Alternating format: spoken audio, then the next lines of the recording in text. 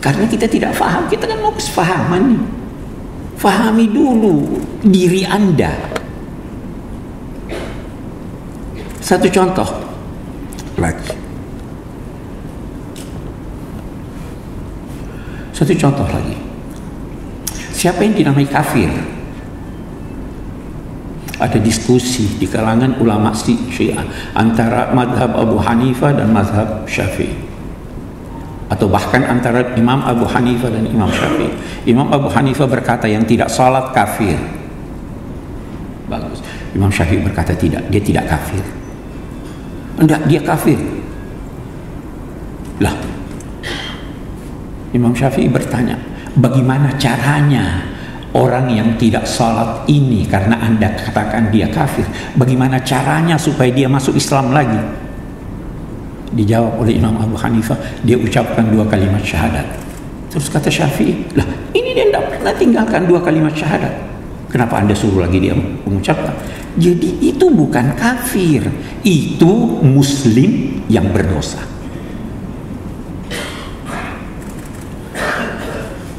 Kita semua yang mengaku muslim, bahkan orang kafir pun, dalam konteks menghadapi umat Islam tidak jarang merujuk kepada Al-Quran. Tidak jarang. Muslim semua merujuk kepada Al-Quran. Tapi tahukah saudara bahwa salah satu sebab perbedaan antara umat Islam adalah Al-Quran? Yang menjadikan kita beda itu Al-Quran. Syafi'i merujuk ke Al-Quran, Abu Hanifah merujuk kepada Al-Quran, Imam Ja'far merujuk kepada Al-Quran, Imam Zaid merujuk kepada, semua ini merujuk kepada Al-Quran. Tapi berbeda karena memang sedikit sekali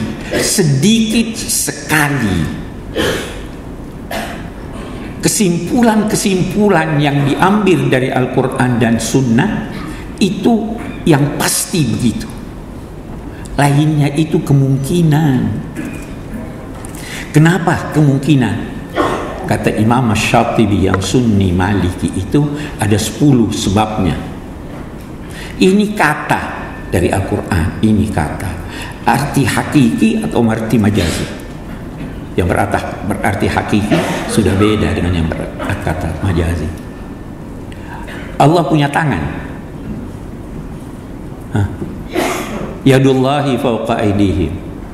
Ada tangan Tuhan, tapi beda dengan tangan makhluk, itu kata ini. Yang berkata tidak, ini metafor, sudah beda kita.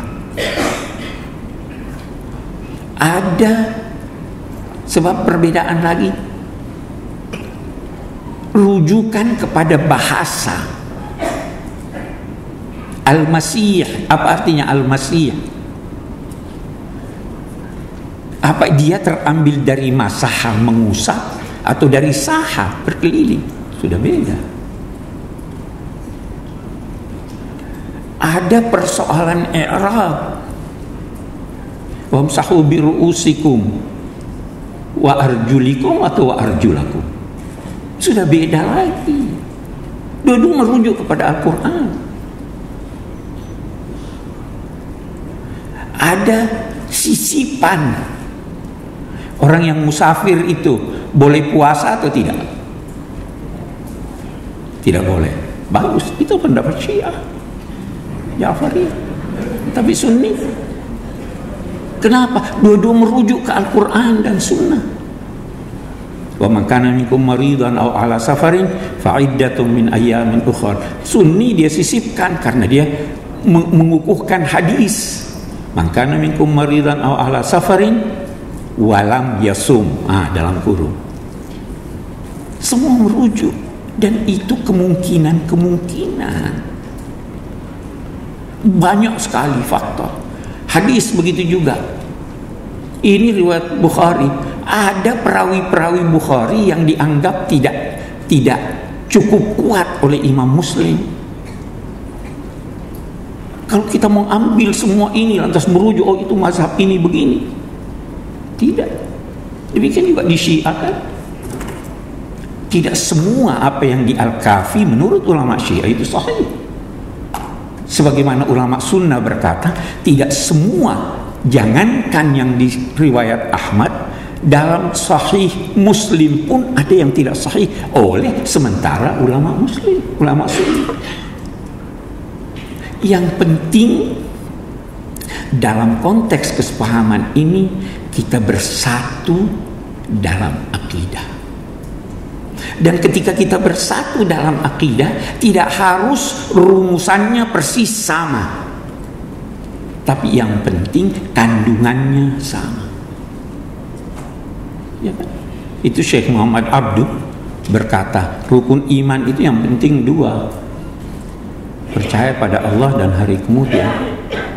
Tapi dalam rinciannya dia katakan, kalau saya percaya pada hari kemudian, tentu uraian tentang hari kemudian tidak bisa diketahui oleh akal saya.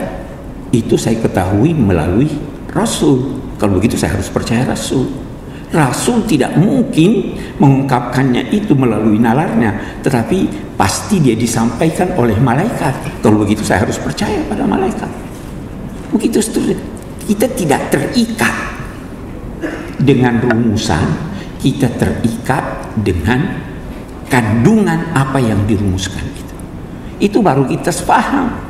Tapi kalau Anda mau persis sepaham redaksinya, itu tidak mungkin.